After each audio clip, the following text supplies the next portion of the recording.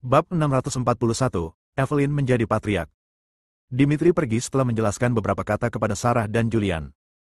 Julian mengerutkan kening dan bergumam, apa yang terjadi 30 tahun yang lalu? Siapakah Sandy? Dia memandang Rudian, yang sedang duduk di kursi roda, dan bertanya, apa yang terjadi dengan keluarga Fisher 30 tahun yang lalu? Ada ekspresi serius di wajah Rudian. Dia hanya melihat ke pintu dan terdiam. Dia tidak mengatakan apa-apa, dan Julian tidak bertanya lagi. Tetapi Julian secara kasar tahu bahwa kakek terpaksa tidak punya pilihan. Dia memandang Sarah di sampingnya dan berkata, Sarah, ayo kita kembali ke sungai. Besok adalah malam reuni malam tahun baru, jadi kita harus kembali merayakan tahun baru. Ya, Sarah mengangguk.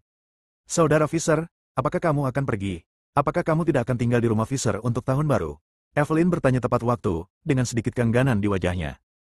Tidak, Julian menggelengkan kepalanya sedikit dan berkata, kakek saya diusir dari keluarga Fisher 30 tahun yang lalu. Saya bukan lagi anggota keluarga Fisher. Setelah mengatakan itu, dia meraih tangan Sarah dan berjalan keluar pintu di bawah pengawasan banyak anggota keluarga Fisher. Langkah Evelyn bergerak sedikit. Dia ingin mengusirnya dan mempertahankan Julian, tapi dia tidak punya alasan. Ada sedikit ketidakberdayaan dan kesedihan di wajah cantiknya. Tanpa mimpi, sebuah suara datang dari belakang.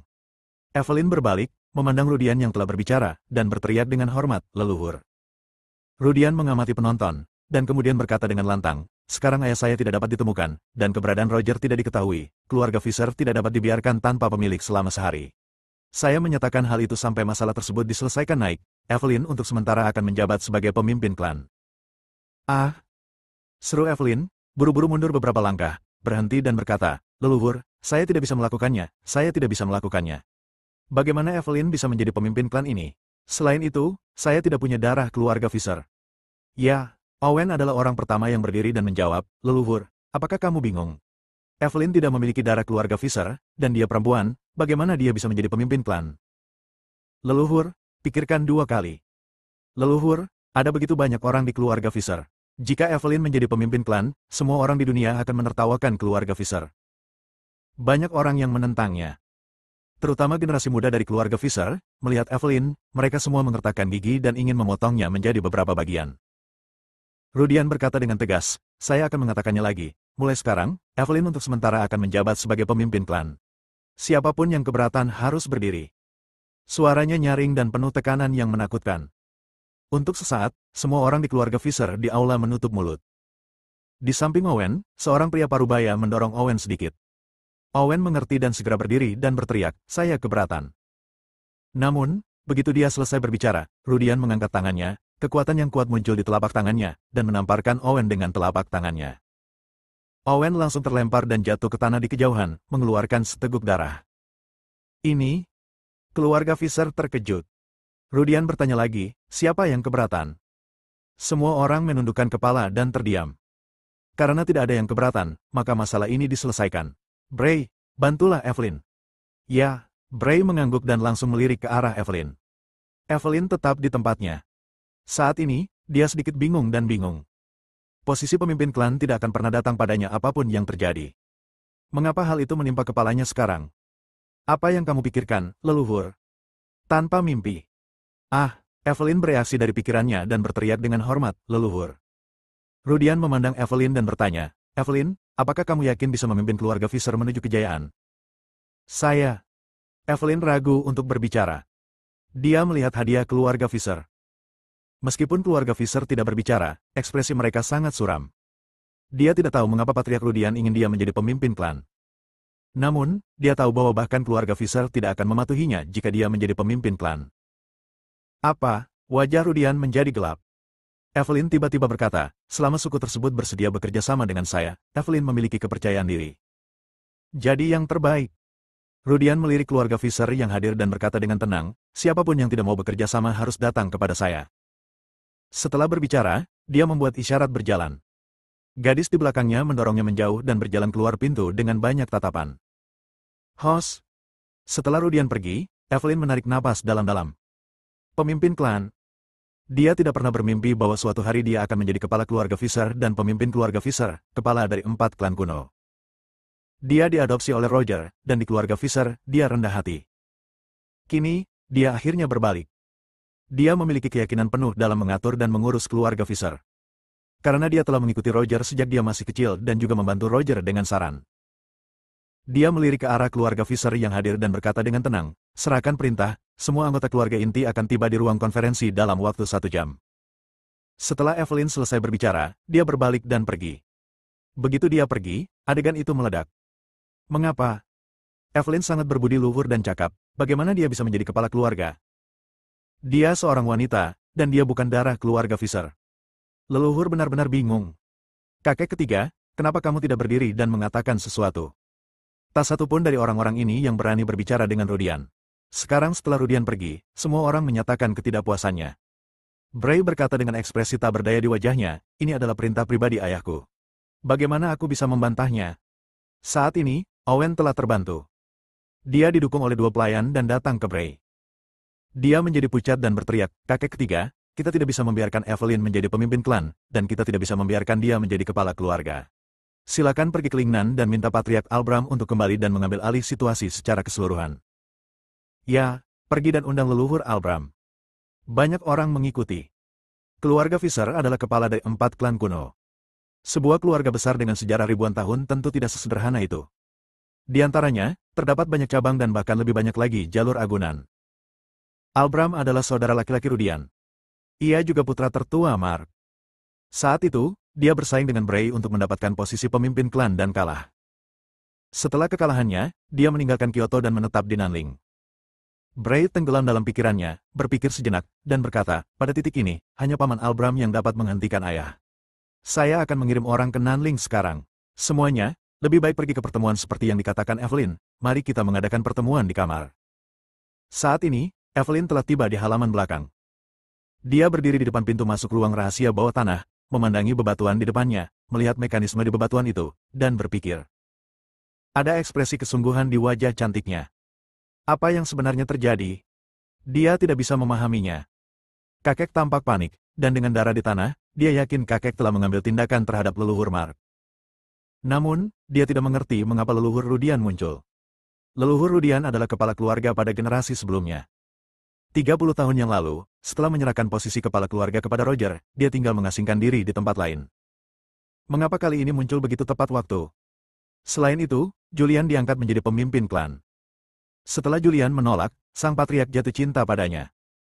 Mungkinkah setelah leluhur Mark terluka parah dan melarikan diri, dia pergi mencari leluhur Rudian dan meminta leluhur Rudian untuk keluar dan bertanggung jawab atas keseluruhan situasi? Evelyn bergumam pelan. Bab 643, Ambisi Evelyn. Keluarga Fisher, ruang konferensi. Puluhan orang berkumpul di sini. Orang-orang ini adalah anggota penting keluarga Fisher di Kyoto. Evelyn duduk di posisi pertama. Dia mengenakan gaun emas, rambut panjangnya diikat, memperlihatkan dahi putihnya. Dia memiliki manik-manik di rambutnya dan riasan tipis, dan dia penuh temperamen. Anggota keluarga, kami dipanggil ke sini untuk membahas beberapa masalah lanjutan dari keluarga Fisher. Leluhur Mark mungkin telah diserang oleh pemimpin klan Fisher, dan keberadaannya tidak diketahui. Ada 2 hal yang harus kami lakukan selanjutnya. Pertama, temukan leluhur Mark segera mungkin, dan kedua, temukan pemimpin Roger untuk memeriksa keaslian masalah ini. Suara Evelyn bergema dengan keras. Ada puluhan orang berkumpul di ruang konferensi besar, tapi tidak ada yang berbicara. Tak satu pun dari orang-orang ini yang mematuhi Evelyn. Di mata mereka, Evelyn hanyalah seorang pelayan, dan di keluarga Fisher, dia adalah seorang pelayan. Sekarang, dia duduk di posisi pemimpin klan. Evelyn, menurutku masalah ini ada hubungannya denganmu. Tidak ada yang melihat pemimpin klan mengambil tindakan terhadap leluhur, dan kamu tidak melihatnya sendiri. Ini semua yang kamu katakan, dan kamu tidak memberikan bukti. Apakah Anda berkolusi dengan leluhur Rudian? Seseorang mengajukan keraguan. Menurutku juga begitu. Sebelum semuanya menjadi jelas, aku tidak mengenalimu sebagai pemimpin klan. Kami telah pergi ke Nanling untuk mengundang Patriark Albram kembali dan bertanggung jawab atas situasi secara keseluruhan. Mendengar ini, Evelyn sedikit mengernyit. Dia tahu bahwa tidak ada seorang pun yang akan mematuhinya sebagai pemimpin klan. Tapi dia tidak menyangka tidak ada seorang pun di keluarga Fisher yang akan menganggapnya serius. Saat ini, seorang lelaki tua masuk. Dia adalah pengurus keluarga Fisher, namanya Mark Wren. Dia berjalan mendekat dengan tongkat, ekspresi hormat di wajahnya, dan berseru, pemimpin klan, pengawal pribadi Raja Shadow ada di sini, mengatakan dia sedang mencari Julian. Evelyn mengangguk. Dia relatif akrab dengan pengurus rumah tangga Mark Wren. Pria ini adalah pengurus rumah Mark Wren keluarga Fisher 30 tahun yang lalu dan pernah menjadi orang yang paling dipercaya Albram. Setelah Roger mengambil alih sebagai pemimpin klan, dia masih menjadi pengurus rumah Markren, bertanggung jawab atas semua pekerjaan rumah keluarga Visser. Evelyn berdiri dan berkata, karena tidak ada yang mengenali saya, mari kita tinggalkan pertemuan ini dan membahasnya setelah Patriark Albram tiba. Setelah mengatakan itu, dia keluar.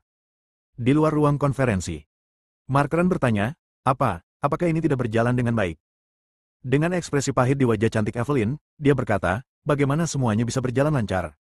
Saya dulu memiliki status yang begitu rendah hati di keluarga Visser, tetapi sekarang saya adalah pemimpin klan, siapa yang akan menerimanya? Mendengar ini, Markren berhenti bicara dan hanya mengikuti Evelyn. Di luar gerbang keluarga Visser, bayangan itu menunggu di sini. Tidak lama kemudian, Evelyn keluar. Ketika Shadow melihat Evelyn, dia tidak bisa menahan diri untuk tidak mengerutkan kening dan bertanya, mengapa kamu, Julian? Evelyn melirik Shadow dan berkata, Julian telah kembali ke Jiangzhong. Jika kamu butuh sesuatu, katakan saja padaku. Tidak apa-apa, Shadow berkata, ku dengar dia terluka akibat serangan diam-diam Joseph, jadi aku datang ke sini untuk menemuinya. Karena dia sudah kembali ke Jiangzhong sekarang karena dia baik-baik saja, aku lega dan tidak akan mengganggunya. Setelah mengatakan itu, dia berbalik dan pergi. Tunggu sebentar. Shadow berbalik dan bertanya, kenapa, ada hal lain? Evelyn berpikir sejenak dan berkata, sesuatu terjadi pada keluarga Visser. Roger diam-diam menyerang leluhur Mark untuk mendapatkan ramuan dalam penyuruh. Sekarang leluhur Mark masih hidup dan mati dan keberadaannya tidak diketahui. Roger juga khawatir Mark akan kembali menemukannya. Dia menyelesaikan masalahnya dan sekarang dia telah meninggalkan keluarga Visser. Oh. Mendengar ini, Shadow terkejut. Evelyn melanjutkan, leluhur Albram telah muncul dan sekarang menerima takdir saya untuk menjadi kepala keluarga Visser. Anda? Shadow terkejut dengan kata-kata ini. Evelyn menjadi pemimpin klan. Di Kyoto, sebagai pengawal pribadi raja, jaringan intelijennya sangat kuat. Dia tidak tahu segalanya tentang keluarga besar di Kyoto, tapi dia tahu banyak tentang itu. Dia tidak percaya bahwa Evelyn sekarang adalah kepala keluarga Visser. Setelah terkejut, dia memandang Evelyn dan bertanya, mengapa kamu mengatakan ini padaku? Mungkinkah keluarga Visser tidak puas denganmu? Apakah kamu ingin menggunakan kekuasaan raja untuk menstabilkan posisimu di keluarga Visser? Evelyn tersenyum. Sangat mudah untuk berurusan dengan orang pintar. Ini adalah kerjasama yang saling menguntungkan. Selama saya mengamankan posisi saya sebagai kepala keluarga Visser, saya pasti akan berdiri di sisi raja dan menjadi mitra paling setianya. Evelyn berpikir sejenak dan bertanya lagi, ngomong-ngomong, tahun depan adalah pemilihan umum. Mengenai pemilihan raja baru, apakah raja punya pemikiran untuk dipilih? Shadow menggelengkan kepalanya dan berkata, ini adalah rahasia inti. Saya hanya melindunginya. Bagaimana saya bisa tahu? Evelyn bertanya, selama periode ini, Julian telah mendaki terlalu cepat. Dia sekarang adalah Raja Naga dan Panglima tertinggi. Apakah Raja hanya menggunakan Julian, atau dia sengaja mengolahnya? Bagaimana aku tahu ini? Shadow menggelengkan kepalanya sedikit, tapi hatinya terkejut. Dikatakan bahwa Evelyn dari keluarga Visser dikenal sebagai Zuge yang masih hidup. Setelah percakapan, hanya beberapa kata yang mengungkapkan banyak informasi. Bahkan dia kaget. Evelyn tersenyum dan berkata, sebagai kepala keluarga Visser, saya pasti akan menjadi pemimpin keluarga Visser dalam beberapa tahun ke depan. Dengan status keluarga Visser di dunia seni bela diri kuno, tidak akan sulit untuk memanggil prajurit dunia.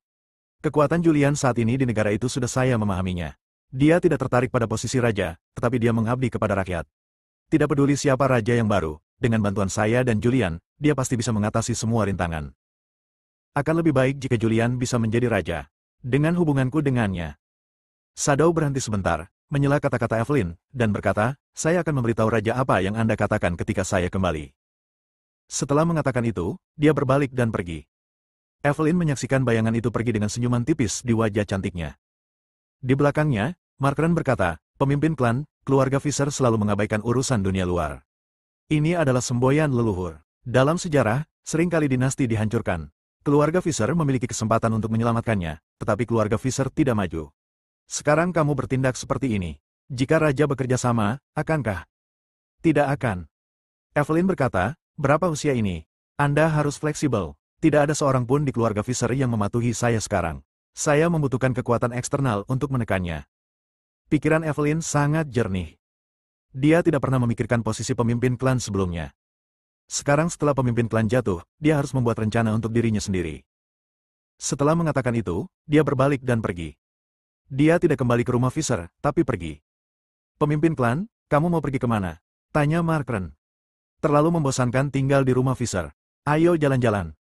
Evelyn membuka mulutnya, tetapi orang itu sudah pergi. Setelah dia meninggalkan rumah Fisher, dia mengeluarkan ponselnya dan menelepon Sonia. Evelyn, kamu baik-baik saja? Suara Sonia datang dari telepon. Kenapa? Aku tidak boleh meneleponmu jika tidak ada pekerjaan. Evelyn berkata sambil tersenyum. Berhenti melakukan ini, katakan saja padaku jika ada yang ingin kamu katakan. Saya ingin bertemu Tuan Gao. Evelyn berkata langsung pada intinya.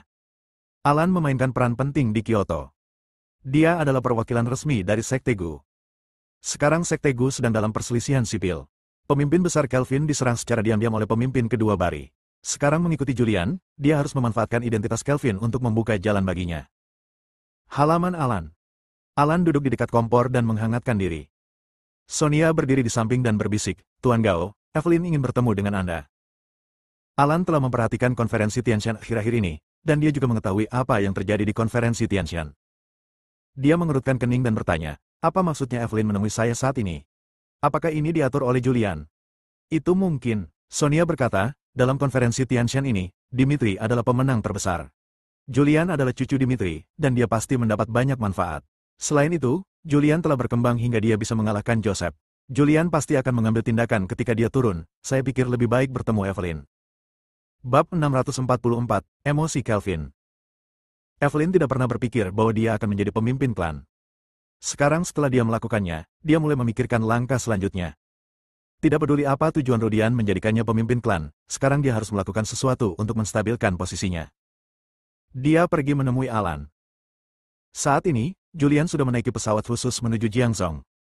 Di pesawat, Sarah terus memegang pedang hitam. Julian mengerutkan kening dan tidak bisa menahan diri untuk tidak bertanya, apakah pedang ini benar-benar pedang jahat yang dikatakan kakek? Ya, Sarah mengangguk. Julian berkata, kakek berkata bahwa ini adalah pedang jahat yang dapat menyihir orang dan mengendalikan mereka. Tidak, Sarah menggelengkan kepalanya dengan kuat. Dimitri berkata jika dia memegang pedang ini, dia akan memiliki keinginan untuk membunuh. Tapi, dia tidak melakukannya. Sayang, ini bukan pedang jahat.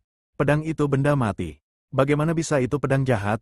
Satu-satunya kejahatan adalah hati manusia. Aku memegang pedang ini dan aku tidak merasakan apa-apa. Sarah memandang Julian dan menjelaskan. Tetapi, Julian ragu-ragu di wajahnya, dia ingin mengatakan sesuatu, tetapi dia tidak mengatakannya. Saya tahu apa yang ingin Anda katakan. Saya akan mengendalikan emosi saya. Saya tidak akan menggunakan Zeki lagi. Selama saya tidak menggunakan Zeki, tidak akan terjadi apa-apa pada saya. Terlebih lagi, saya merasa selama Anda memberi saya sedikit waktu, saya dapat mengontrol energi dalam tubuh saya. Sarah memiliki keyakinan di wajahnya. Awalnya, ketika dia dirasuki setan, dia tidak memiliki ingatan. Tapi ketika dia pergi ke keluarga Dun dan membunuh Tommy nanti, dia punya kenangan, dan dia mencoba yang terbaik untuk menahan diri. Selama Tommy tidak menyerangnya saat itu, dia pasti bisa menahan diri. Tapi Tommy mencari kematiannya sendiri dan mengambil tindakan terhadapnya. Julian mengangguk dan tidak berkata apa-apa. Suamiku, bagaimana kesehatanmu? Sarah mengganti topik pembicaraan. Julian berkata, tidak apa-apa untuk saat ini. Sekarang saya tidak berbeda dari orang biasa. Saya tidak dapat menggunakan energi sejati. Begitu saya menggunakan energi sejati, meridian dan organ di tubuh saya tidak akan mampu menahan kekuatan sombong energi sejati dan akan rusak seketika. Jika saatnya tiba, jika ingin dirawat lagi, itu akan merepotkan. Itu bagus. Mendengar ini, Sarah merasa lega. Kelvin telah duduk di sebelahnya dan mau tidak mau menyela, berkata, Saudara Fisher, sebaiknya kamu menyempurnakan ramuan dalam penyuh sesegera mungkin. Setelah konferensi Tianshan, orang-orang kuat dari semua pihak pasti akan mengintai untuk sementara waktu, tapi selanjutnya, ini pasti tidak akan damai. Bahkan jika Anda pulih dari cedera Anda dan kekuatan Anda kembali ke puncaknya, Anda tidak akan dapat membalikkan keadaan. Pengingat Kelvin, bagaimana mungkin Julian tidak tahu? Tapi kali ini dia diserang dengan seluruh kekuatannya oleh orang kuat dari 8 alam. Sudah merupakan keajaiban dia bisa selamat. Bahkan jika dia menguasai 81 jarum yang menentang surga, akan sulit untuk mendapatkan kembali kekuatannya lagi. Saya akan bekerja keras. Sebenarnya, era ini cukup bagus. Dia hidup lebih dari 100 tahun. 100 tahun yang lalu, terjadi perang setiap tahun, dan banyak orang yang meninggal karena kelaparan setiap tahun, tidak hanya mereka yang tewas dalam pertempuran. Sekarang negara sudah damai dan masyarakatnya aman, hal-hal seperti mati kelaparan sudah tidak ada lagi di era ini. Ia juga tidak ingin memulai perang lagi dan menjerumuskan rakyat ke dalam perang dan perselisihan lagi. Keluarga Olsen dari 3 klan Gu sangat ambisius, dan Bari bahkan lebih ambisius. Dia pasti akan mencoba yang terbaik untuk merebut kekuasaan selanjutnya. Orang-orang seperti itu harus mati. Ya, ini memang cukup bagus. Julian mengangguk dan berkata, ini semua dibeli dengan darah kaum revolusioner lama. Kita harus menghargainya dan tidak membiarkan siapapun mengganggu keseimbangan ini. Kelvin berkata, Julian, jika Anda dapat membantu saya mendapatkan kembali kekuatan saya akan membantu Anda dengan sepenuh hati dan menghabiskan sisa hidup saya untuk memperbaiki kesalahan yang saya buat di paruh pertama hidup saya. Julian tidak tahu banyak tentang apa yang terjadi 100 tahun yang lalu. Dia hanya tahu bahwa Kelvin memimpin klan Gu untuk ikut berperang, dan Daxia memenangkan kemenangan, dan baru setelah itu negaranya dapat berhasil didirikan. Namun, dia dikalahkan dalam pertempuran domestik berikutnya, dan bahkan keluarganya hancur. Jika ini masalahnya, maka Kelvin tidak salah sama sekali. Tidak hanya itu saja, beliau juga merupakan pahlawan nasional sejati.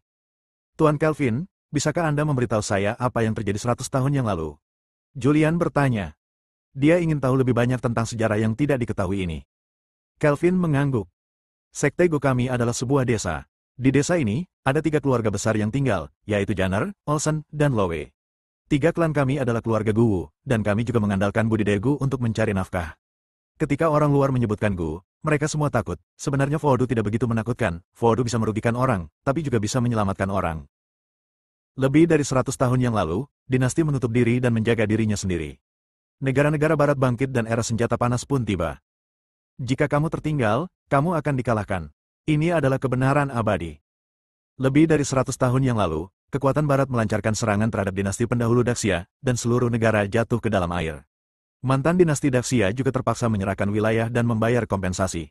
Hal ini menyebabkan kekuatan barat menjadi lebih besar dan lebih mendominasi, dan seluruh negeri rakyatnya sengsara, dan tentara bersenjata lokal terus bermunculan untuk melawan kekuatan barat.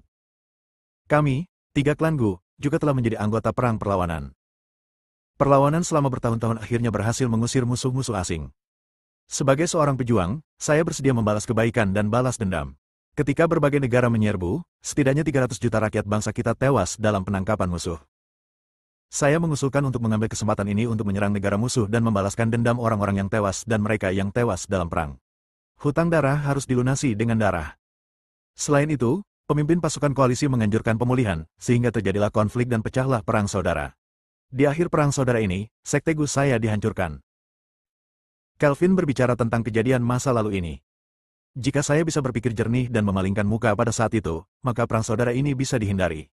Dalam analisis terakhir, saya masih berpikiran sempit. Jika saya bisa mengambil pandangan jangka panjang, maka perang saudara bisa saja dihindari. Melihat sekarang, arah dan strategi pengembangan raja saat itu semuanya benar. Julian mendengarkan dengan tenang. Analisis rasional menunjukkan bahwa Kelvin benar. Membayar hutang dengan darah juga merupakan gayanya dalam melakukan sesuatu. Jika anak buahnya terbunuh dalam pertempuran, dia juga akan menemukan cara untuk membalaskan dendam mereka.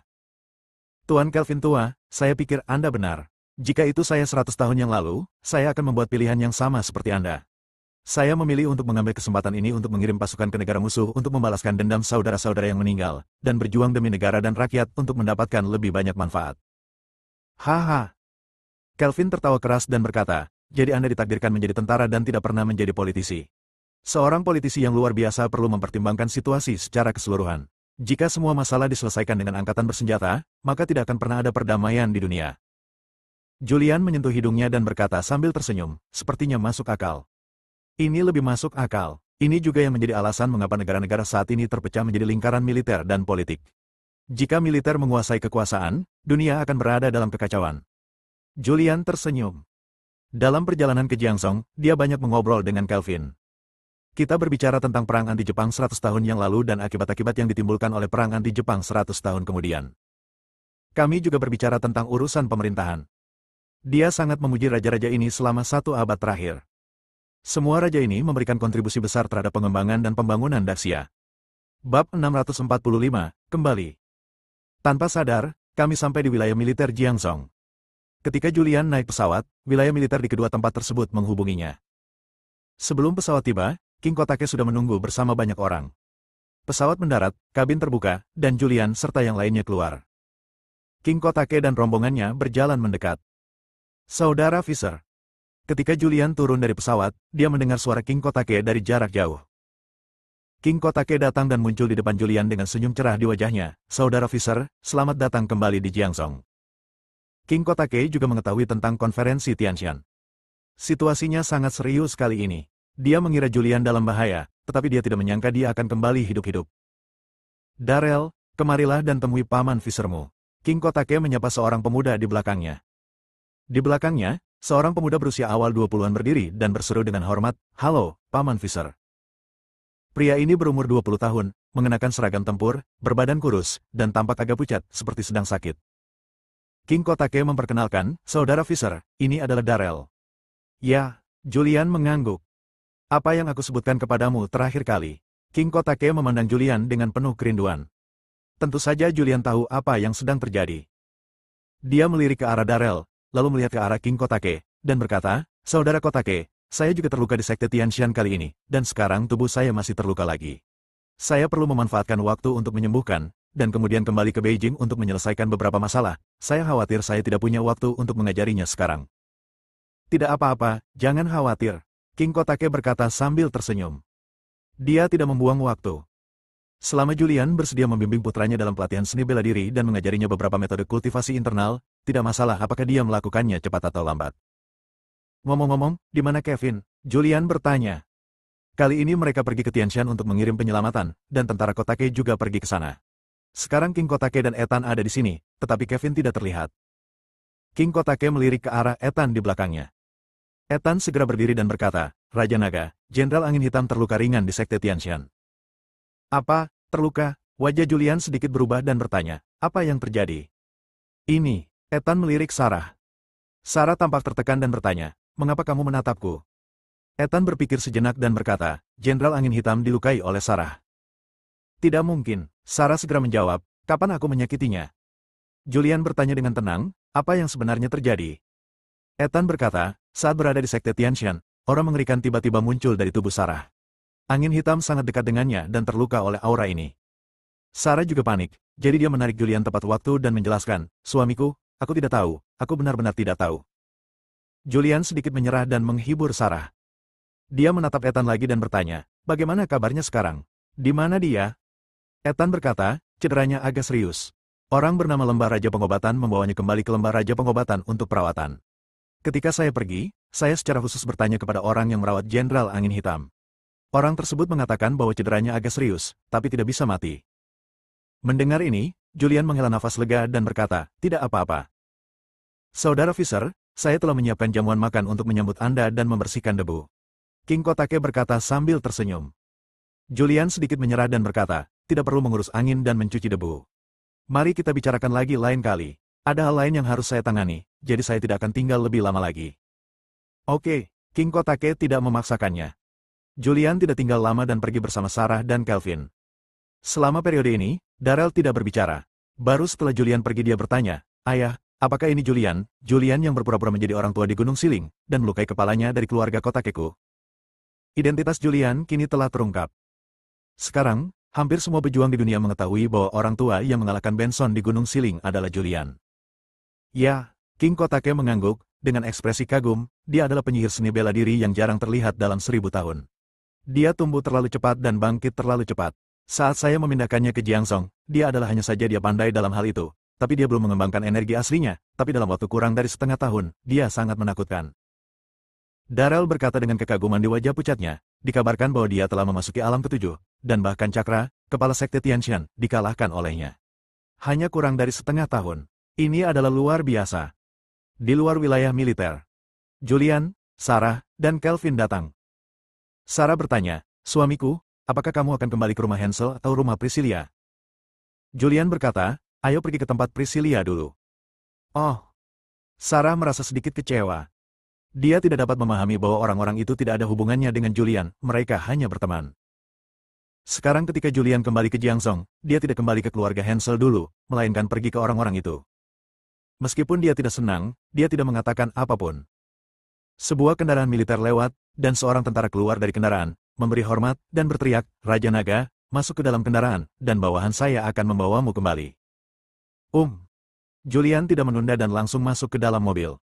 Mobil zona militer membawa Julian ke kompleks villa tempat Priscilla menginap. Segera, dia muncul di depan pintu rumah Priscilla. Julian menekan bel pintu. Segera, pintu terbuka, beberapa wanita keluar dari pintu, dan segera sampai di pintu besi. Pintu besi terbuka. Saudara Viser, Julian, Taraf, Melanie, dan Priscilla memandang Julian dengan gembira di wajah mereka. Mereka mengira Julian tidak akan kembali untuk merayakan tahun baru, dan mereka masih mengkhawatirkan Julian. Tanpa diduga, Julian kembali beberapa tahun yang lalu. Saudara Fisher, cepat masuk. Priscilia menyapa Julian untuk memasuki villa. Julian masuk. Villa, ruang tamu. Melanie membuat beberapa cangkir teh, menyerahkannya dan berkata, Saudara Fisher, Saudari Sarah, Bapak tua, silakan minum teh. Julian mengambilnya, menyesapnya, menaruhnya di atas meja, dan bertanya, selama periode ini, tidak ada yang terjadi di Jiangsong, bukan? Taraf menggelengkan kepalanya dan berkata, apa yang bisa terjadi? Saudara Fisher, kamu baik-baik saja. Priscilia memandang Julian, matanya yang gelap berputar. Dia tidak tahu apa yang terjadi dengan Sekte Tianshan. Tapi dia tahu bahwa untuk menyelamatkan orang, Julian membunuh kepala Sekte Tianshan dan mengambil racun yang dibuat oleh Sekte Gu yang kuat. Julian tersenyum dan berkata, tidak apa-apa, masalah dengan Sekte Tianshan telah berakhir untuk saat ini. Para wanita terus menanyakan pertanyaan kepada Julian. Sarah, sebaliknya, memegang pedang jahat sejati dan duduk diam di samping. Meskipun dia tahu bahwa Julian memiliki hubungan baik dengan beberapa orang, dia merasa tidak nyaman ketika Julian berbicara dengan wanita lain. Namun, dia menahannya dengan kuat dan tidak mendapat serangan. Julian secara singkat menceritakan apa yang terjadi selama konferensi Tianshan. Dia mengatakannya dengan tenang, tetapi beberapa orang ketakutan ketika mendengarnya. Tak satu pun dari mereka menyangka begitu banyak hal telah terjadi dalam beberapa hari terakhir. Mereka tidak menyangka bahwa kakek Julian, Dimitri, bertanggung jawab atas semua ini. Saudara Fisher, tunjukkan padaku ramuan batinnya. Priscilia berkata dengan semangat di wajah cantiknya. Dia juga ingin melihat ramuan batin seperti apa yang diperoleh Dimitri setelah puluhan tahun berencana membunuh penyuruh. Julian mengeluarkan ramuan batin. Alkimia bagian dalam berwarna merah dan terlihat seperti jerawat daging. Ketika Priscilia mengambilnya, dia masih bisa merasakan suhu ramuan dalam, dan dia melihatnya berulang kali. Benda ini dapat meningkatkan keterampilan seseorang secara signifikan dan membuat mereka hidup selamanya. Julian menggelengkan kepalanya dan berkata, saya tidak tahu tentang itu. Kelvin di samping turun tangan dan menjelaskan, saya tidak tahu apakah itu bisa membuat orang hidup selamanya, tapi itu pasti bisa meningkatkan keterampilan orang secara signifikan. Mendengar ini, banyak orang memandangnya. Taraf tidak bisa menahan diri untuk tidak bertanya, mengapa? Selama periode ini, Taraf juga mengalami banyak hal, terutama ketika dia melihat Priscilia telah mengembangkan energi aslinya, dia juga sangat iri. Lebih penting lagi, Sarah juga menjadi seorang pejuang, dan dia juga sangat kuat. Dia merasa sedikit tidak seimbang. Dia selalu berpikir bahwa dia lebih baik dari Sarah, dan dia lebih baik dari Sarah dimanapun dia mau. Sekarang Sarah telah menjadi seorang pejuang. Tapi dia hanyalah orang biasa. Dia juga ingin belajar lebih banyak tentang dunia seni bela diri kuno. Bersambung.